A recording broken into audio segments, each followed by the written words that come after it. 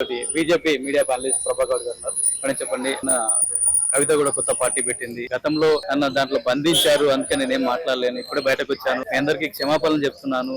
Party పెట్టి మిమ్మల్ని బాగు చేస్తా అంటాను. ఇప్పుడు బంగారు తెలంగాణ అని చెప్పిన కేసీఆర్ ఇప్పటికి కూడా చేయలేదు. మరి కవిత ఏం చేస్తారు? పార్టీ పెట్టడం అనేది అందరూ స్వాగతిస్తారు.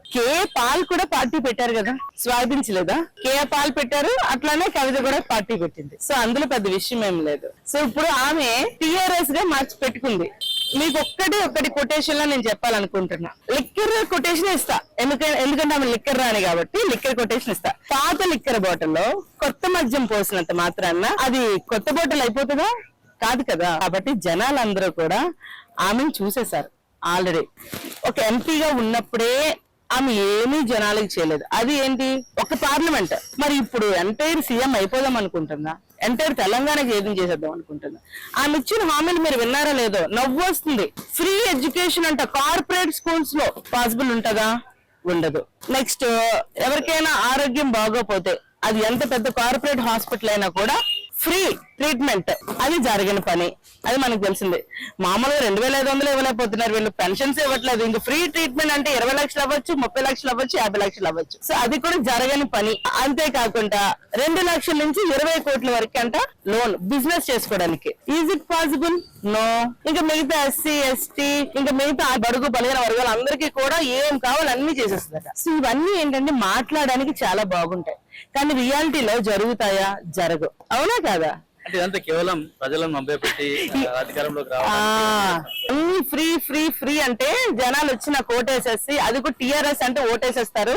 ఇంకా అంటే వీళ్ళ నాన్న కూడా తెలంగాణ సెంటిమెంట్ ను ఉపయోగించుకొని, తెలంగాణ ఉద్యమాన్ని ఉపయోగించుకొని, ఆ ఉద్యమకారులను ఉపయోగించుకొని ఈ స్థాయికి వచ్చారు. ఇప్పుడు ఈమె కూడా ఏం చేస్తుంది, యువతను లాగుతుంది. యువత కూడా తెలంగాణ ఉద్యమంలో ఎట్లా అయితే చనిపోయారో అట్లాగే ఈమె కోసం వాళ్ళు పోరాడితే ఈమె గద్దెలెక్కి కూర్చోవాలనుకుంటుంది. అంతేగాని ప్రజల కోసం చేసే మనిషి అయితే నిజంగాన ఈ రోజున ఆర్టీసీ కార్మికులు ఆయన చనిపోతే కోట్లాడి ముందుకెళ్తున్నాం. మరి 2019లో 50 రోజులు ఆర్టీసీ కార్మికులు సమ్మె చేశారు. దగ్గర 50 మంది చనిపోయారు. మరి ఆ రోజు కవిత ఎందుకు బయటికి రాలేదు? పరామర్శించడానికి కూడా ఎందుకు రాలేదు? రావాలి కదా. సరే, నిన్ను కట్టించారు, కట్టేసి నీకు మానవత్వం లేదా? మానవత్వం ఒక్క స్టేట్మెంట్ అని ఇచ్చావా? లేదే. వెళ్ళి చూడొచ్చు కదా. చూడకూడదు అని ఎవరు చెప్పలేదు కదా. మరి అప్పుడు లేనిది ప్రేమ ఈ రోజు ఎక్కడి నుంచి వచ్చేసింది? అప్పుడు మహిళల మీద ప్రేమ లేదు. అప్పుడు మహిళల మీద ఎన్ని అగాత్యాలు జరిగినాయి, ఎన్ని గ్యాంగ్ రేపులు జరిగినాయి. మరి ఆ రోజు లేని ప్రేమ ఈ రోజు మాకు జస్టిస్ కావాలని నువ్వు ఈ రోజు రోడ్డుకి మాట్లాడితే ఎవరు నమ్ముతారు? ప్రజలు అంత పిచ్చోళ్ళు కాదు, అమాయకులు అయితే అంతకన్నా కాదు, మనకంటే తెలివైన వాళ్ళు ప్రజలు. అది 1, 2 అని కాదు, సాగునీటి కోసం మాట్లాడుతుంది. మరి ఆమున్నప్పుడు ఆమున్న కాన్స్టిట్యున్సీస్ గానీ పార్లమెంట్ లో గానీ మిషన్ భగీరథ అని పెట్టినప్పుడు గ్రామాల్లో ఫిల్టర్ బెల్ట్స్ ఉండాలి కదా, బోల్ట్స్. మరి అవి ఎక్కడున్నాయి? మరి వాటి కోసం ఏమేమి చేసిందా? ఈ అసలు ఎలా ఓడిపోయింది? 174 మంది రైతులు బాండ్ పేపర్ పట్టుకొని వచ్చి వాళ్ళు నామినేషన్ వేస్తే ఈమె ఓడిపోయింది. అవునా కదా? అంటే ఎంత వ్యతిరేకత. నువ్వు ఒక పార్లమెంట్ సెగ్మెంటే నువ్వు చేసుకోలేని కవితవి, అలాంటిది నువ్వు ఇంకా అంటే తెలంగాణనే నువ్వు ఎట్లా చేసుకుంటావు? అది జరగని పని.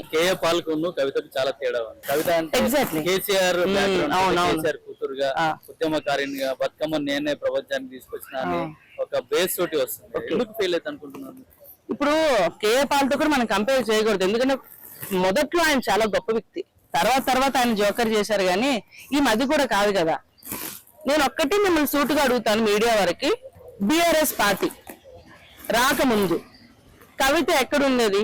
ఒక ఫ్లాట్ లో ఉండేది. 18,000 రెంట్ అనుకుంటా. అవునా? మరి 10 ఏళ్లలో 100 కోట్లు పెట్టి బంగ్లా ఎక్కడి నుంచి వచ్చింది? ఇది ప్రజల డబ్బు కాదా? ప్రజల డబ్బే కదా. మరి అంటే నైట్ కి బంగ్లాలు వెలిసిపోతాయా? మరి వాళ్ళ హస్బెండ్ ఏ బిజినెస్ చేస్తారో నాకైతే తెలియదు. ఆ బిజినెస్ చెప్తే అందరం కూడా చేస్తాం, అందరికీ కూడా మంచిగా డబ్బులు వస్తాయి కదా. ఈ రోజు ప్రజల డబ్బుని ఎంత దుర్వినియోగం చేసిందంటే మీరు చూసారా లేదో, ప్రతి పేపర్ లో యాడ్స్ ఇచ్చిందామె. అంటే ఎన్ని కోట్ల రూపాయలు అది ప్రజాధనం. అది ఎక్కడి నుంచి వచ్చింది చెప్పండి? అంత మంది జనాలు తరలిచ్చారు. డబ్బు ఎక్కడి నుంచి వచ్చింది చెప్పండి? ఇవన్నీ డబ్బు ఎవరి డబ్బు? ఇది ప్రజల డబ్బుని ఆమె ఉన్నప్పుడు దోచుకుని ఈ రోజు మళ్ళీ ఆ ప్రజల కోసం కొంత పెడుతుంది. అంతమించి ఆమె ఏమైనా చేసిందా? ఏమీ చేయలేదు. తెలంగాణ ఉద్యమం కోసం ఏ రోజైనా ఆమె జైలుకి వెళ్ళిందా? వెళ్ళలేదే. లిక్కర్ కేసులో లిక్కర్ స్కామ్ చేసి డబ్బులు దోచుకుని జైలుకి వెళ్ళింది తప్ప గానీ తెలంగాణ ఉద్యమం కోసం ఆమె వెళ్ళలేదు. చాలా మంది ఉద్యమకారులు జైలుకి వెళ్లారు, పాపం చాలా మంది చనిపోయారు. వాళ్ళ కుటుంబాలకి ఈమె ఏ రోజైనా మాట్లాడిందా? వాళ్ళ కుటుంబాలకి ఏమైనా పోస్ట్ పోస్టులు ఇచ్చారా, డబ్బులు ఇచ్చారా, గవర్నమెంట్ జాబ్లు ఇచ్చారా? ఏమీ లేదు. అప్పుడు ఫీజు రీఎంబర్స్మెంట్ అప్పుడు చేయలేదు. ఇప్పుడు ఈ గవర్నమెంట్ కాంగ్రెస్ ప్రభుత్వం వీళ్ళు చేయట్లేదు. అప్పుడు వీళ్ళు ఏం మంచి చేశారు జనాలకి? సరే రైతు భరోసా అన్నారు. రైతు భరోసా వాళ్ళు ఇచ్చిన నీళ్లు, మరి అప్పట్లో రైతులు ఎంతమంది ఆత్మహత్య చేసుకున్నారు? సాగునీటి ఎక్కడ బాగుంది చెప్పండి? మరి ఇప్పుడు కూడా అట్లనే ఉంది కదా. ఇప్పుడు కూడా ఎండిపోయి ఉన్నాయి. ఎక్కడ సాగునీటికి నీరు లేదు ఎకరానికి కూడా. కాళేశ్వరం ప్రాజెక్ట్ చెప్పి వాళ్ళు 1,00,000 కోట్లు దోచేశారు. మా మోడీ గారు ఎప్పుడు చెప్తూ ఉంటారు కాళేశ్వరం ప్రాజెక్ట్ అంటే ఒక ఏటీఎం లాంటిదని వాళ్ళకి. సో దాన్ని పర్ఫెక్ట్ గా వాడుకున్నారు. ఇది టిఆర్ఎస్ పార్టీ అయినా ఇప్పుడు బిఆర్ఎస్ పార్టీ అని వీళ్ళంతా కూడా ఏంటంటే తెలంగాణ అంటే నా ఇల్లు, నా ఇంట్లో నేనే ఉండాలి అన్న పోస్ట్, చెల్లి పోస్ట్, కోడలు బిజినెస్, ఈయనేమో సీఎం, ఇంకా మేనమామలు కూడా పోస్టులు, అందరూ ఎమ్మెల్యేలు, ఎమ్మెల్సీలు, మినిస్టర్లు, అంతా వీళ్ళు కుటుంబమే ఉన్నారా? బయట వాళ్ళు ఎవరైనా ఉన్నారో చెప్పండి. నిజంగా తెలంగాణ ఉద్యమం కోసం పనిచేసిన వాళ్ళు ఎవరైనా కూడా ఈ రోజున ఏ గవర్నమెంట్ పోస్ట్ లోనైనా ఉన్నారా? బెనిఫిట్ అయినా ఎవరైనా ఉన్నారా? చాలా ఇబ్బందులు పడుతున్నారండి. యువతకి ఫీజు రీంబర్స్మెంట్ అప్పుడు లేదు, ఇప్పుడు లేదు. ప్రాపర్ గా సర్టిఫికెట్లు తెచ్చుకోక, ఉద్యోగాలు దొరక్క చిన్న చిన్న ఉద్యోగాలు చేసుకుంటున్నారు. ఏదో టెంపరీ డ్రైవర్ల కింద వెళ్ళడమో, లేకపోతే ఏదో హోటల్లోనే సర్వర్ కింద చేయడం, ఏదో బతుకు జీవనం గడపడానికి కోసం చేసుకుంటున్నారు. సో ఈమె వచ్చి ఎవరిని వదిలించింది లేదు. మళ్ళీ ఈమె ఏంటంటే ఈమె రాజకీయ ఉనికిని కాపాడుకోవడం కోసం, జనాల చూపుని మలచడం కోసం.